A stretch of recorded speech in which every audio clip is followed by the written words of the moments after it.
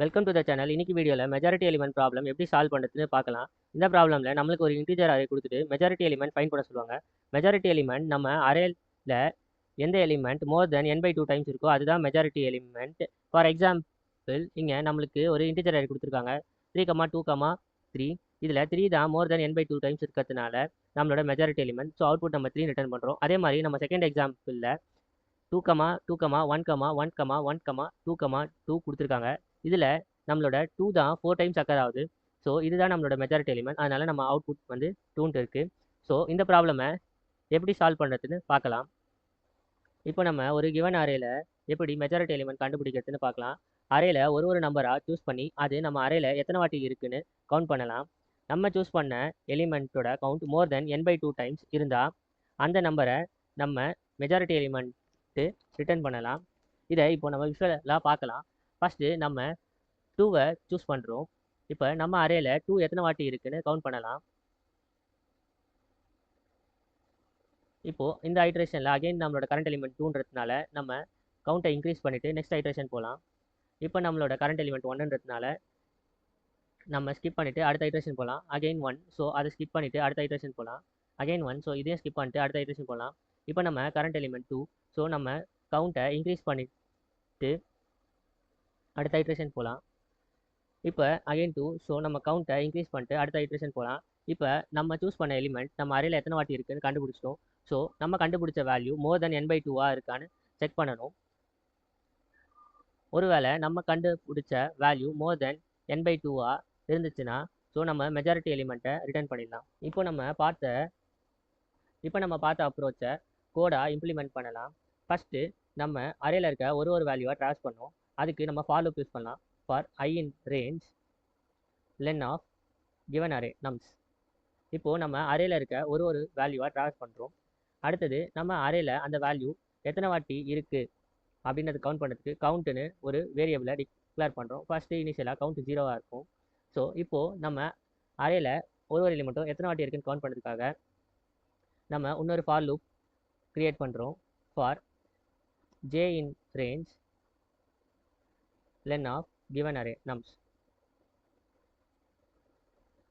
இப்போது நம்ம சூஸ் பண்ண எலிமெண்ட் நம்ம அரேல எத்தனை வாட்டி இருக்குன்னு கவுண்ட் பண்ணுறதுக்காக இஃப் நம்ம சூஸ் பண்ண element nums of I equal to நம்ம current element nums of j இருந்தால் நம்ம கவுண்டோட வேல்யூவை இன்க்ரிமெண்ட் பண்ணுறோம். Count equals to count plus 1. அப்படி இல்லைனா நம்ம எதுவுமே பண்ணாமல் அந்த ஐட்ரேஷனை ஸ்கிப் பண்ணுறோம். இப்போது நம்ம அரேல எத்தனை வாட்டி நம்மளோட சூஸ் பண்ண எலிமெண்ட் இருக்கோ அதோட கவுண்ட் வந்துடும். இப்போது நம்ம கண்டுபிடிச்ச count greater than n/2 check பண்ணோம். அதுக்கு நம்ம இஃப் கவுண்ட் கிரேட்டர் தேன் நம்ம அரேல எத்தனை எலிமெண்ட்ஸ் இருக்கும் len of நம் எலிமெண்ட்ஸ் இருக்குமா by 2. இந்த கண்டிஷன் ட்ரூவாக இருந்துச்சுன்னா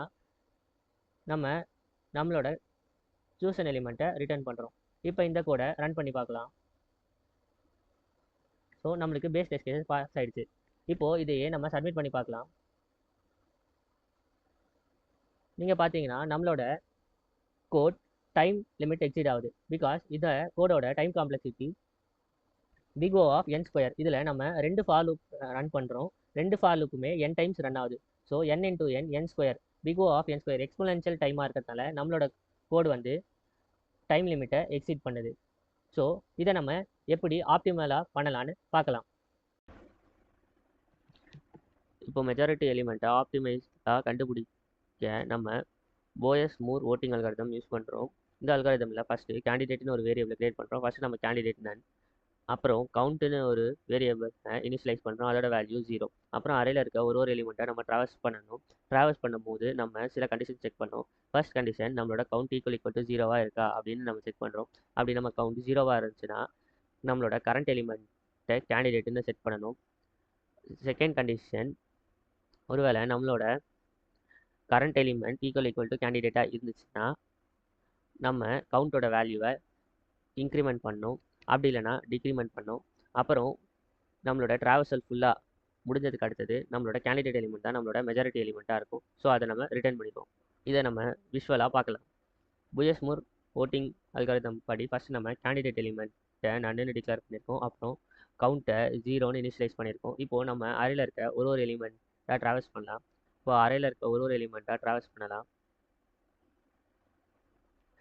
நம்ம ஃபர்ஸ்ட் எலிமெண்ட் ட்ராவல்ஸ் பண்ணுவோம். கவுண்ட் 0 வந்ததுனால நம்ம 2 கேண்டிடேட்னு ஃபிக்ஸ் பண்ணிட்டோம். இப்போ நெக்ஸ்ட் போகிறோம். செகண்ட் கண்டிஷன் படி இப்போ நம்ம கேண்டிடேட்டும் கரண்ட் எலிமெண்ட்டும் ஈக்குவலாக இருந்துச்சுன்னா கவுண்ட் இன்க்ரீஸ் பண்ணோம். ஸோ கவுண்ட்டை இன்க்ரீஸ் பண்ணுறோம். இப்போ நம்மளோட கவுண்ட்டும் 0 கிடையாது. ஆல்சோ நம்மளோட கரண்ட் எலிமெண்ட் நம்ம கேண்டிடேட் கிடையாது. ஸோ கவுண்ட்டை டிக்ரிமெண்ட் பண்ணுறோம். அகைன் நம்மளோட கேண்டிடேட்டும் கரண்ட் எலிமெண்ட்டும் ஈக்குவலானதுனால கவுண்ட்டை டிக்ரிமெண்ட் பண்ணோம். இப்போ கவுண்ட் 0. ஸோ நெக்ஸ்ட் எலிமெண்ட் நம்ம கேண்டிடேட்னு சூஸ் பண்ணுவோம். ஸோ நம்ம இப்போ கரண்ட் எலிமெண்ட் 1 கேண்டிடேட்னு சூஸ் பண்ணிட்டோம். ஸோ கவுண்ட்டையும் இன்க்ரீஸ் பை 1 பண்ணிட்டோம். இப்போது கரண்ட் எலிமெண்ட்டும் கேண்டிடேட்டும் ஈக்குவலானதுனால நம்ம கவுண்ட்டை டிக்ரிமெண்ட் பண்ணிட்டோம். ஸோ இப்போ நம்மளோட கவுண்ட் 0 வந்ததுனால நம்ம கேண்டிடேட்டை 2ன்னு ஃபிக்ஸ் பண்ணிட்டோம். இப்போ நம்ம அரேவை ஃபுல்லாக ட்ராவல்ஸ் பண்ணி முடிச்சிட்டோம். நம்ம கேண்டிடேட் எலிமெண்ட் 2 இருக்குது. ஸோ நம்மளோட மெஜாரிட்டி எலிமெண்ட்டும் 2 தான். இப்போ போயஸ் மோர் ஓட்டிங் அல்காரிதமை நம்ம கோடாக பார்க்கலாம். ஃபஸ்ட்டு நம்ம கேண்டிடேட் அப்படின்ட்டு ஒரு வேரியபிள் டிக்ளேர் பண்ணுறோம். அதோட வேல்யூ இனிஷியலாக 0.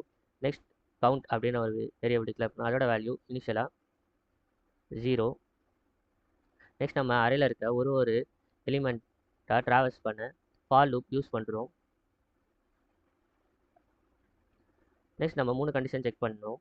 இஃப் கவுண்ட் ஈக்குவல் டு 0வா, இந்த கண்டிஷன் ட்ரூ ஆச்சுன்னா நம்மளோட கரண்ட் எலிமெண்ட்டை கேண்டிடேட்டுன்னு செட் பண்ணுவோம். அப்புறம் கவுண்ட்டை இன்க்ரிமெண்ட் பண்ணுவோம். இந்த மாதிரி கவுண்ட் ப்ளஸ் ஈக்குவல் டு 1னா நம்மளோட கவுண்ட்டில் இருக்க கரண்ட் வேல்யூ இன்க்ரிமெண்ட் பை 1 ஆகும். Next condition if candidate equal to current வேல்யூவா அப்படி இருந்துச்சுன்னா நம்ம கவுண்ட்டை இன்க்ரிமெண்ட் பண்ணுவோம்.